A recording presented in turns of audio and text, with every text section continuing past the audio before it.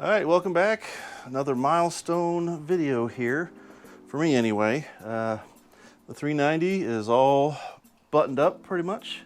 All I gotta do is when I finally get it done and off the stand is do some final detailing and to be ready to be picked up by the owner soon. So I'm a little teaser video of it running. That was very short-lived because of the thermostat housing leak. So these made in Taiwan, you know, it's just pot metal. It was a piece of junk. I actually had to bring it over here, several pieces of sandpaper, something hard and flat, and just sanded it smooth. It probably was at it for over 45 minutes because it was pretty bad. I mean, if you can find an original thermostat housing or original style repop cast iron, it's much better than these pot metal ones. And it's kind of unsightly as well because it's got this little thingy on it that really doesn't belong, shouldn't really do anything anyway. But anyway, we're running. I'll get right to it and then I'll finish up the video with some notes. So it's already been warmed up. It's not going to do a cold start or anything like that. I don't want to wait till tomorrow for it to cool down, for it to warm back up. It's just still sitting here at 180 degrees. So let's get to it. Ignition power. A little squirt. And it should.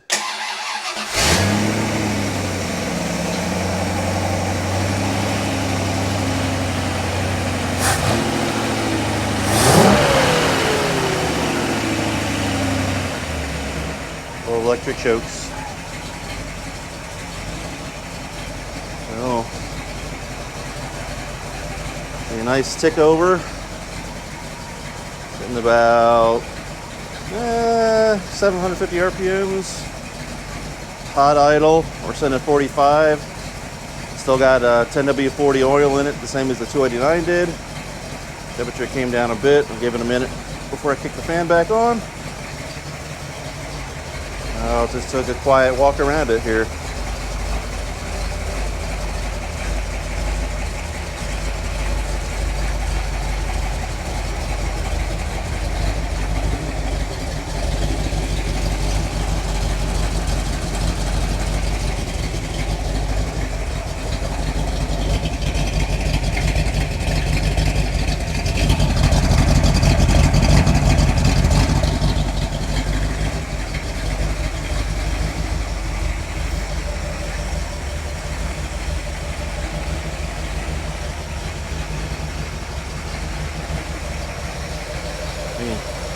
Absolutely no noises coming from anywhere inside the engine.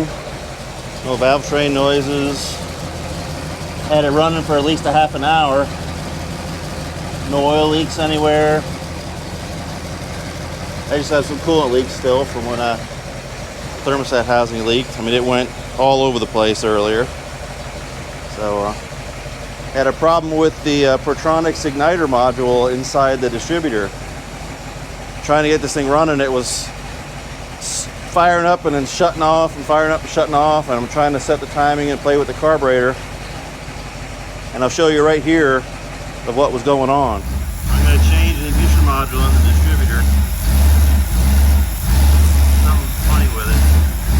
I know this is good and everything else is good. The last engine that just ran, so.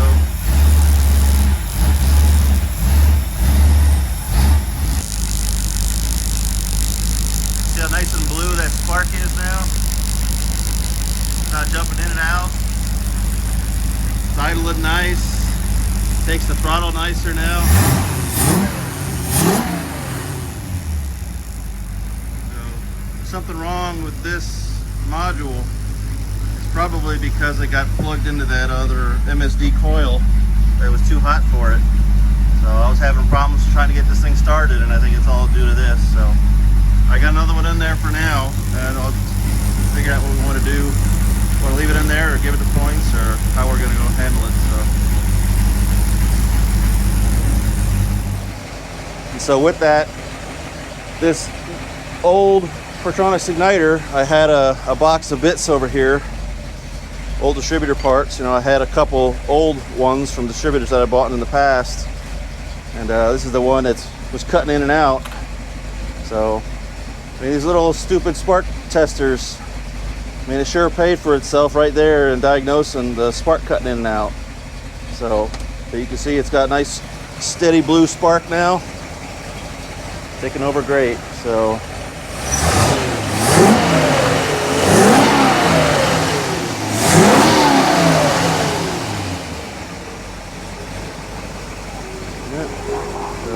same carburetor as 289, still a little rich, but as you can tell, it's a little bit lazier than the 289 was, probably because it's got this gigantically huge flywheel on it, and plus it's a bigger motor to boot.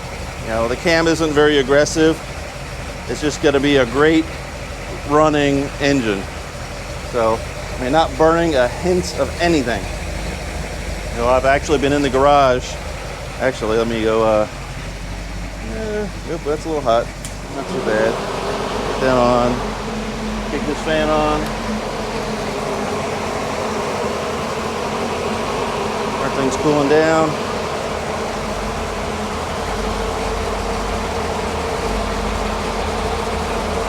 Hoses are firm, but I think these repop hoses are garbage. They're very squishy.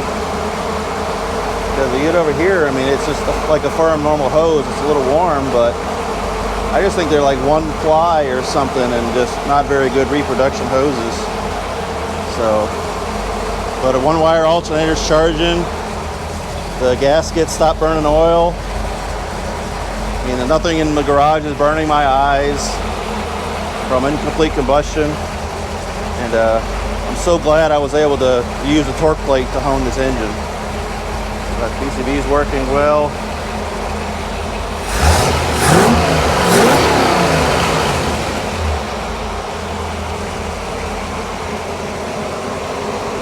Temperature's already coming down. So, great idle. So yeah. So this is going to be a good little motor. And what I think I'm going to do is I'm going to, just for some hero revs, I'm going to disconnect the mufflers and give it a couple whacks and let you hear it idle uncorked. So I'm going to let this cool back down. I can disconnect the mufflers and start it back up and let you hear it. Alrighty. Had to get the welding gloves out to take the mufflers off, but it's alright. Cool it down. It's only been about 2 minutes, but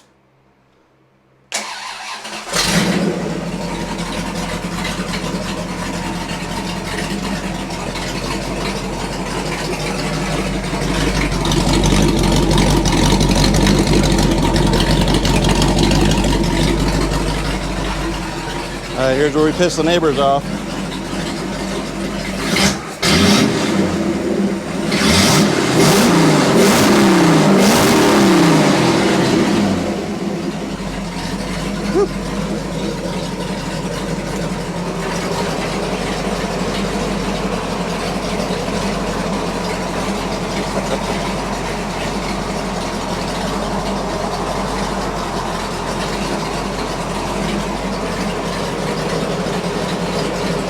Yeah, nothing to complain about. It's a good runner. Just needles some carb tuning by the owner.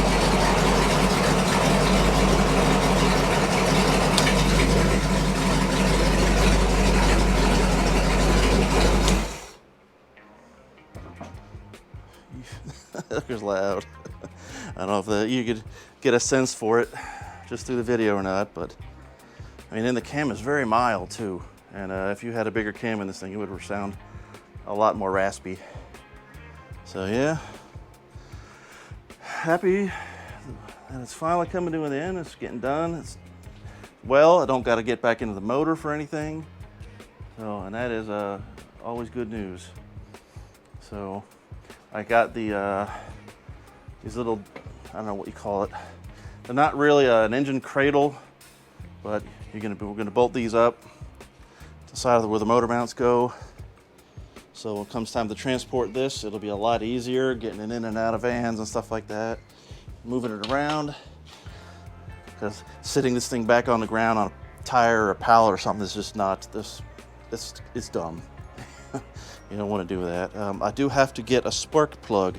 Well, I was troubleshooting for the distributor issue, for the ignition, why it wasn't starting. I was taking plugs out, as things were getting fouled out, and I cracked one of these spark plugs. So I already got them on order from Rock Auto.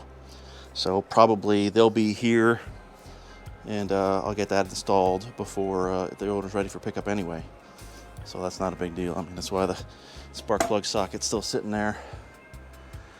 But yeah, good news, good news. So, well, I'll probably bring you back when he's ready to pick it up, getting it out of here. But until then, on to the next video. Maybe I think Pete and John want to stop by Wednesday and hear it.